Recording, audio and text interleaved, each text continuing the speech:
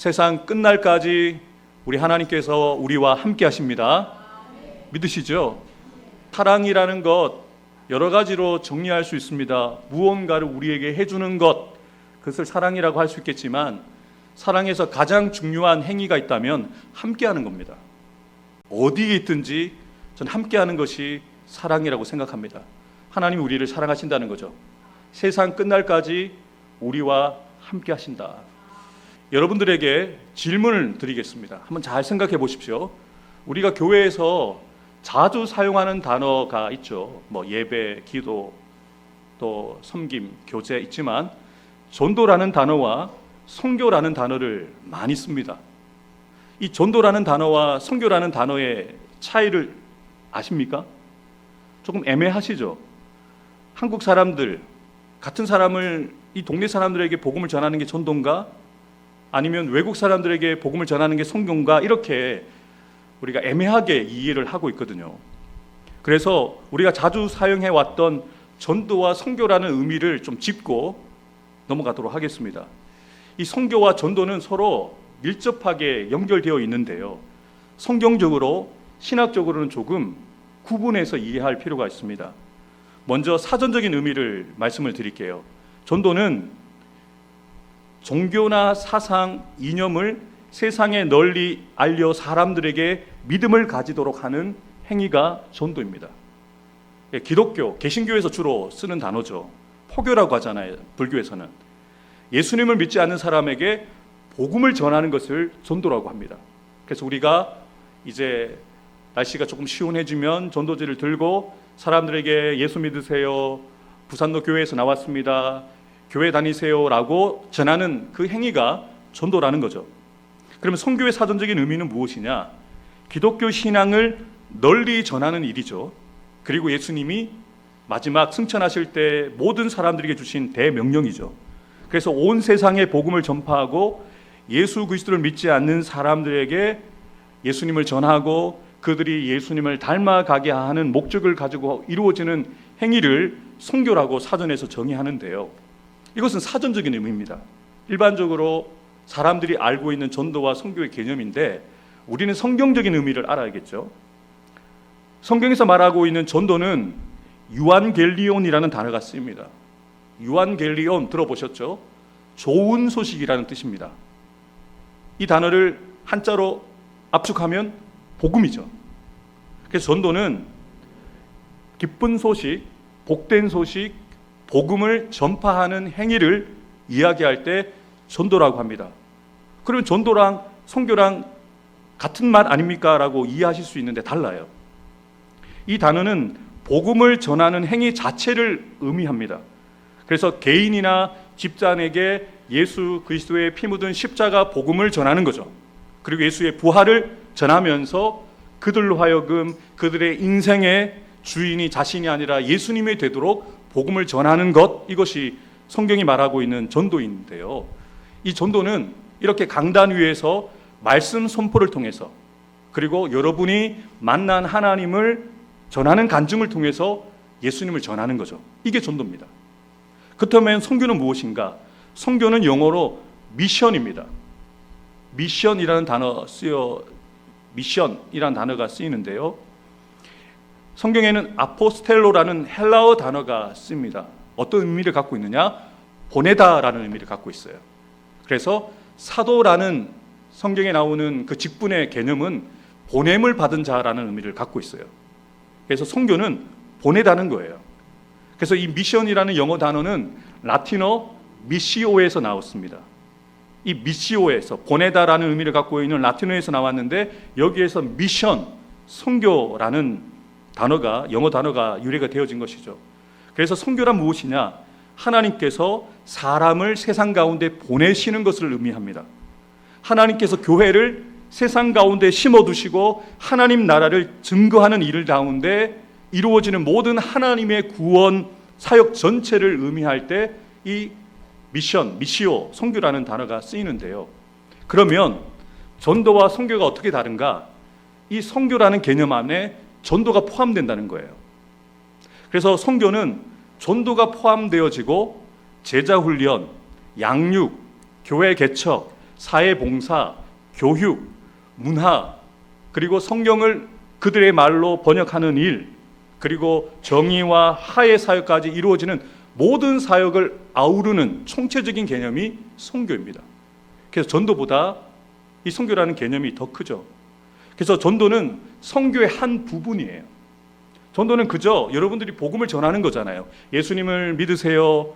예수님이 십자가를 지셨고 죽으셨고 부활하셨습니다. 그들이 믿든지 믿지 않느냐든지 여러분들이 복음을 전하는 것 전도이죠.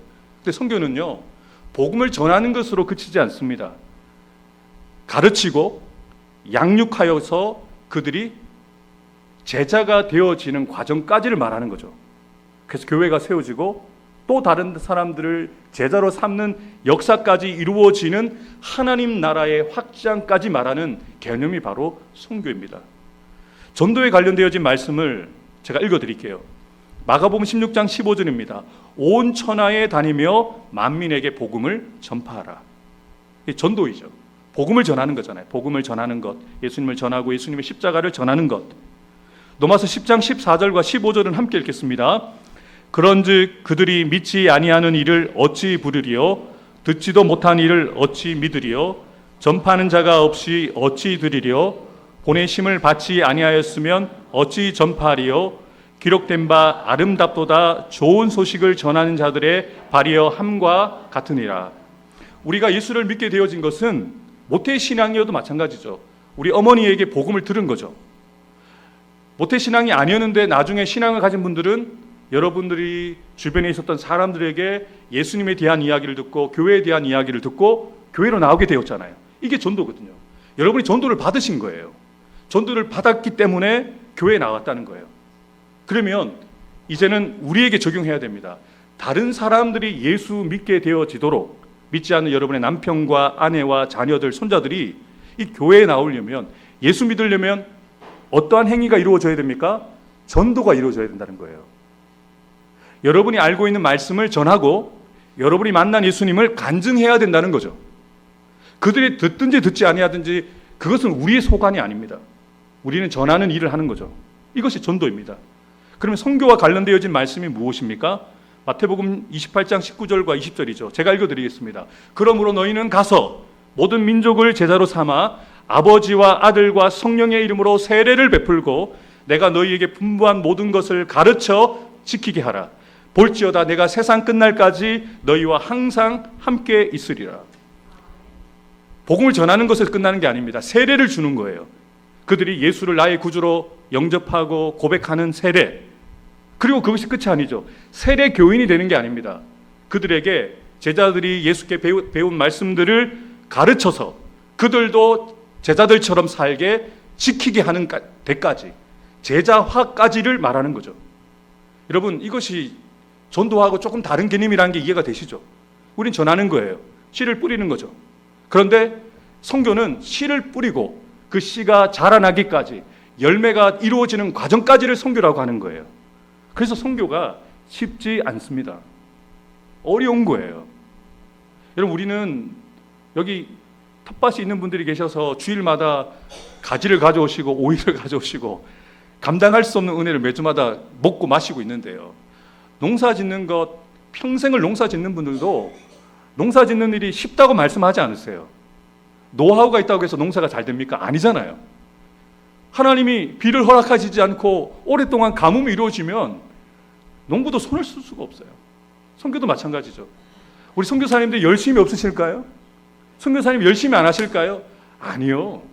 저는 사실 인도네시아에 선교사로 간 게 아니기 때문에 감히 선교라는 말을 할 수는 없습니다만 제가 선교지에 살아봤거든요. 인도네시아에 살아봤잖아요. 그냥 사는 게 고달파요. 그 지역에 한국인으로 살아간다는 것 자체가 쉽지 않습니다. 문화가 다르고 언어가 다르고 인종이 다른 그 사람들 사이에 아무리 한국 사람들이 인도네시아 땅에 많이 있다고 하고 자카르타 땅에 많이 있다고 하더라도 1000만이 넘는 사람들 가운데 몇만 명 되지 않는 그 한국 사람들 보기가 쉽겠습니까? 쉽지 않죠.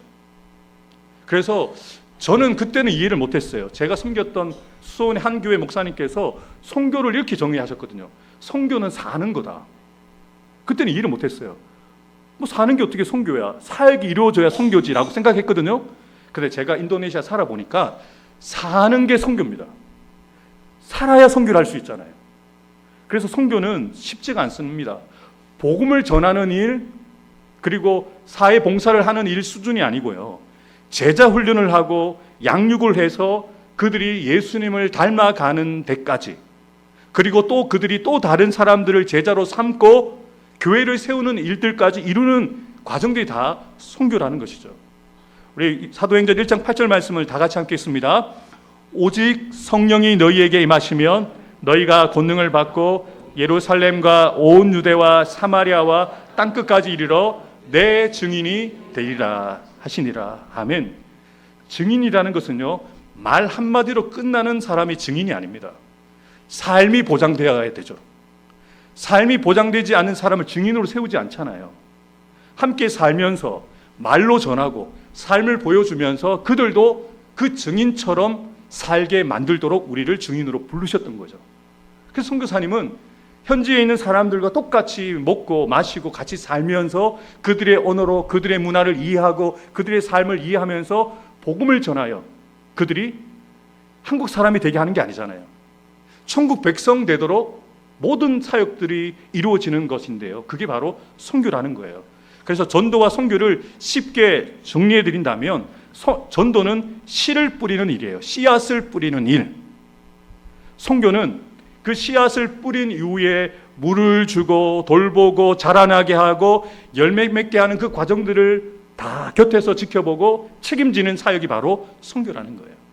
저와 여러분들은 선교지에 나가지 못하지만 우리 선교사님들이 그 선교지에서 복음을 전하고 복음이 심겨지고 자라나는 과정들을 돌보시는 일들 가운데 지치지 아니하도록 물질로 돕고 그리고 기도로 돕는 일을 우리가 하는 거죠. 우리는 농사 짓는 게 아니죠. 그런데 우리는 그 농사 짓는 일을 하시는 선교사님들을 후방에서 지원하는 거죠. 지치지 않고 끝까지 열매 맺는 그 날까지 그 일을 포기하지 않고 끝까지 이루실 수 있도록 우리가 그 일을 돕는다는 거죠. 그래서 선교학에서 중요한 단어가 있습니다. 중요한 말이 있습니다. 그 말이 뭐냐면 미시오 데이라는 말이에요. 어떤 의미냐면 하나님의 선교라는 단어입니다. 선교는요, 선교사님의 선교가 아닙니다. 인도네시아 선교사님이시지만 사실 그 인도네시아의 선교는 하나님의 선교라는 거예요. 하나님이 선교사님을 통해서 일하고 계시는 거예요.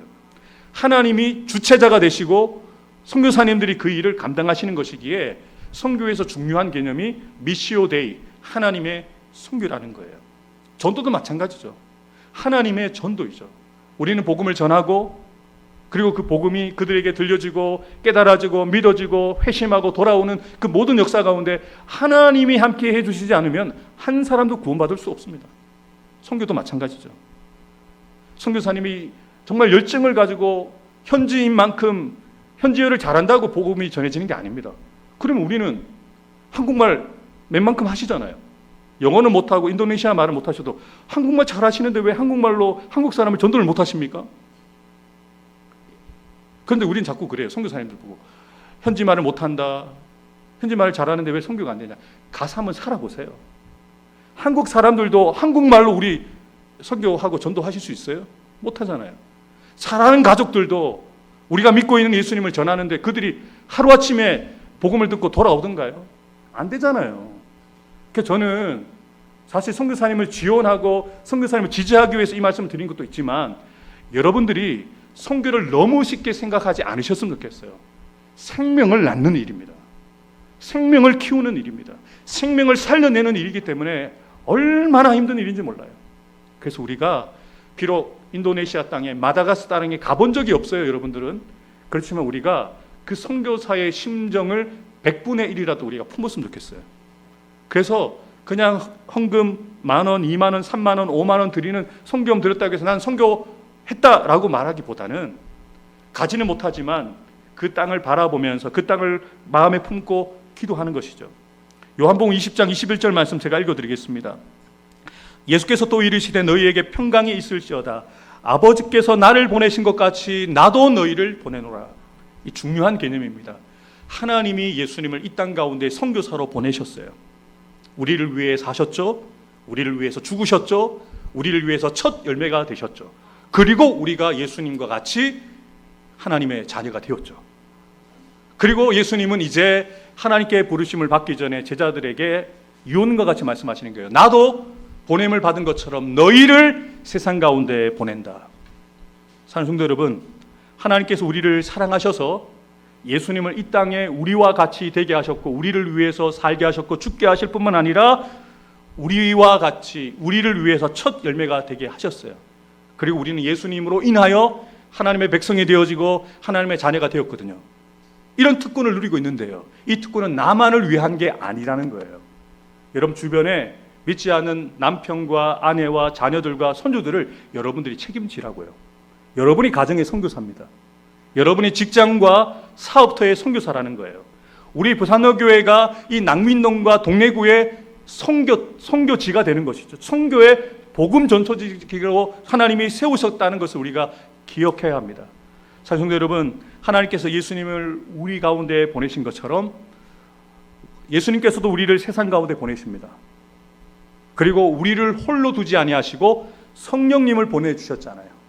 그 일을 감당할 수 있도록 성령의 권능으로 충만케 되어 증인의 삶을 살도록 도우시잖아요. 그래서 우리가 하는 게 아니에요. 사실 성령이 우리 안에 일하시면 성령께서 우리로 전도가 되어지도록 선교가 되어지도록 역사하시는 것이죠.